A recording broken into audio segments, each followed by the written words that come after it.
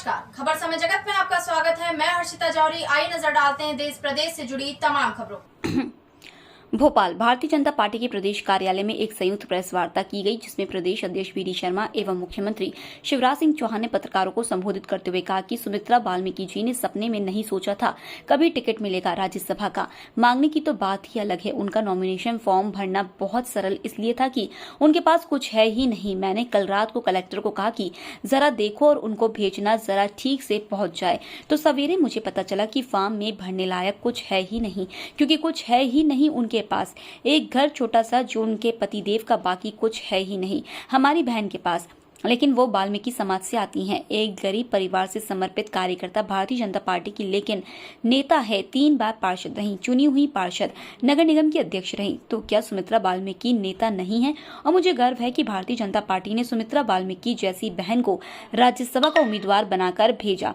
CM Shivraj Singh Chauhan ने कहा कि एक तरफ कविता पाटीदार, जमीन से जुड़ी दिन और रात काम करने वाली हमारी बेटी जो पार्टी की महामंत्री है, उनको टिकट दिया, और एक तरफ सुमित्रा वाल्मीकि जैसे अंत्योदय परिवार से आने वाली बहन को टिकट दिया है।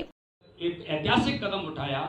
इन 8 वर्षों में पता नहीं कितने करोड़ लोगों के जीवन बदलने का, उनके जीवन देने का काम भी आयुष्मान भारत कार्ड के माध्यम से जो लोग बचते हैं उनको पता होता है कि इस कार्ड के माध्यम से हमारा जीवन कैसे बचा है। 5 लाख रुपए का फ्री में इलाज कराने से लेकर एक नहीं और भी कई योजनाओं के माध्यम से इन 8 वर्षों के अंदर मुझे लगता है कि मैं आपको इन सारी चीज़ों को एक बार, मुझे लगता है कि मीडिया के मित्रों को ये नोट भी हम दे देंगे, क्योंकि प्रेस हमारी 2:30 बजे थी। थोड़ा हम लोग नॉमिनेशन के कारण से लेट हुए, इसलिए मैं आप सब लोगों को इस दिशा में बहुत ज़्यादा बातों का और बहुत ज़्यादा योजनाओं का उल्लेख न करते हुए केवल मैं इतना जरूर कहूंगा कि इस देश के अंदर माननीय प्रधानमंत्री जी ने इन 8 वर्षों में भारतीय जनता पार्टी की सरकार ने, चाहे केंद्र के अंदर हो राज्य के अंदर हो, सबका साथ, सबका विकास, सबका विश्वास जीतने का जो संकल्प है वो भारतीय जनता पार्टी लगातार आगे बढ़ रही है।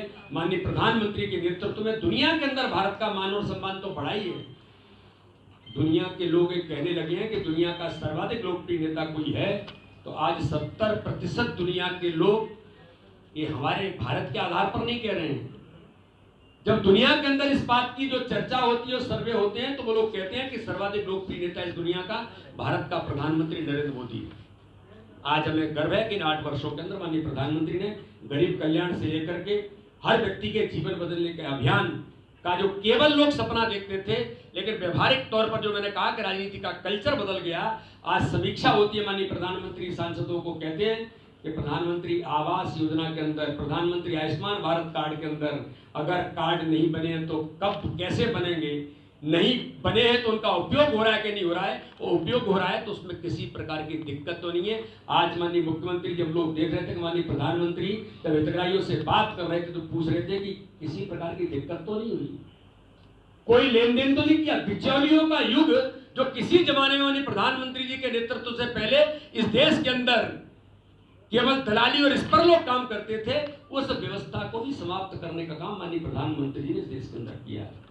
तो इसलिए आज इन 8 वर्षों के अभियान हमारा अभी आज से प्रारंभ हो रहा है। ये अभियान हमारा 14 जून तक चलेगा। इसमें अलग अलग प्रकार से प्रतिदिन भारतीय जनता पार्टी के सभी कार्यकर्ता पूरे देश के अंदर, हमारी सरकार है और हमारा संगठन मिलकर के इस अभियान को जमीन पर उतारने का काम और माननीय प्रधानमंत्री के इन 8 वर्षों के यशस्वी नेतृत्व को हम सब लोग जनता तक ले जाने का जो प्रयास करेंगे।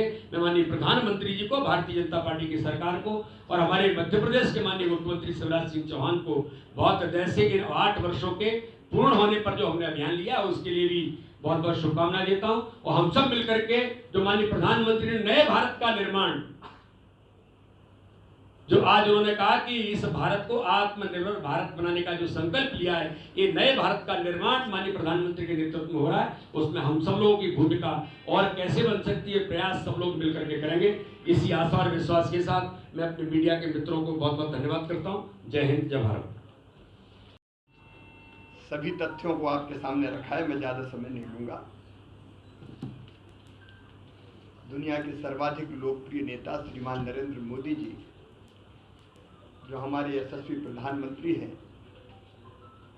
उनके कार्यकाल के प्रधानमंत्रित्व के आज यशस्वी वर्ष पूरे हुए। इन 8 वर्षों में प्रधानमंत्री जी ने एक नई राजनीतिक संस्कृति का विकास किया है। एक वैभवशाली, एक गौरवशाली, एक संपन्न, समृद्ध और शक्तिशाली एक नए भारत का निर्माण प्रधानमंत्री जी के नेतृत्व में हो रहा है।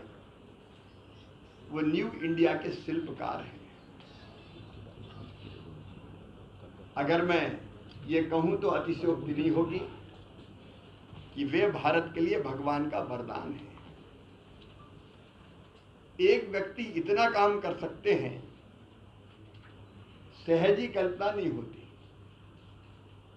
उनने महात्मा गांधी की तरह आम जन को मुद्दों से जोड़ा है।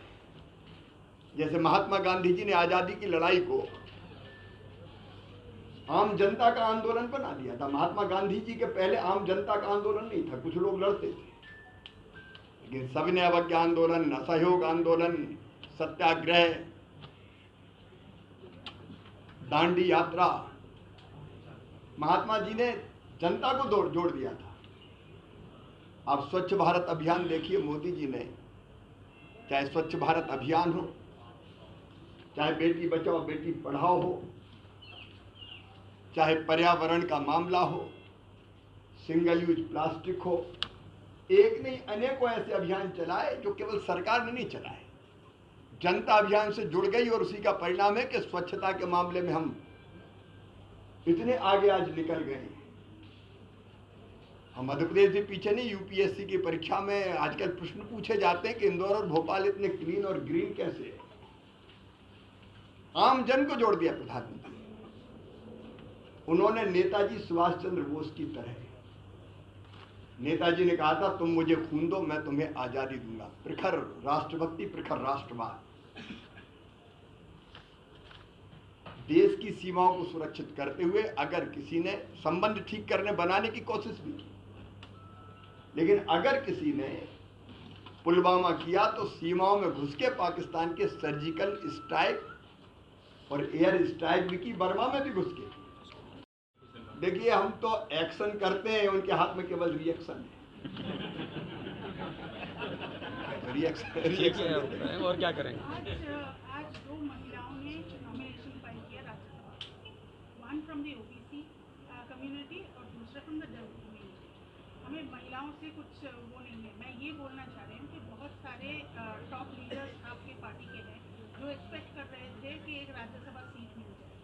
आज जो नॉमिनेशन हुआ है इसमें पार्टी का संदेश क्या है? देखिए ये भारतीय जनता पार्टी है। सुमित्रा वाल्मीकि जी सपने में नहीं सोचा था कि कभी टिकट मिलेगा राज्यसभा का। मांगने की तो बात ही अलग है। उनका नॉमिनेशन फॉर्म भरना बहुत सरल इसलिए था कि उनके पास कुछ है ही नहीं। मैंने कल रात को कलेक्टर को कहा कि जरा देखो और उनको भेजना जरा ठीक से पहुंच जाए।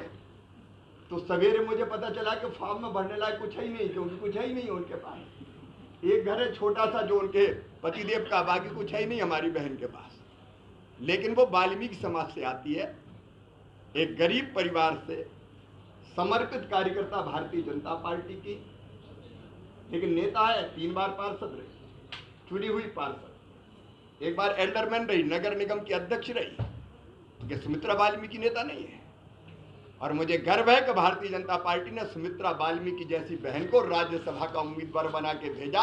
ये केवल बड़े नेताओं की पार्टी नहीं है कि बड़े बड़े चेहरे केवल उन्हीं को टिकट दिए जाएंगे। एक तरफ कविता पाटीदार, जमीन से जुड़ी दिन और रात काम करने वाली हमारी बेटी जो पार्टी की महामंत्री है, उनको टिकट दिया, और एक तरफ सुमित्रा वाल्मीकि जैसे अंत्योदय परिवार से आने वाली बहन को टिकट दिया। ये नेता हैं और भारतीय जनता पार्टी ऐसे कार्यकर्ताओं को भी नेता बनाती है। हमें गर्व है।